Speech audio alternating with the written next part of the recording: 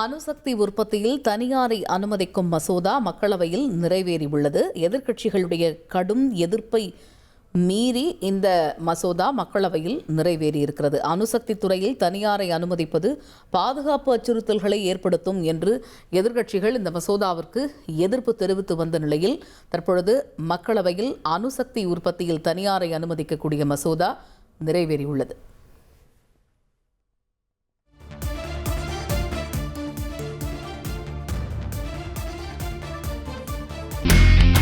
இனி செல்லும் இடமெல்லாம் செய்தி. தந்தை டிவியின் வாட்ஸ்அப் சேனலை ஃபாலோ பண்ணினா செல்ல இருக்கும் இடமெல்லாம் செய்தி. இதோ QR கோட் இப்பவே ஸ்கேன் பண்ணுங்க, ஃபாலோ பண்ணுங்க.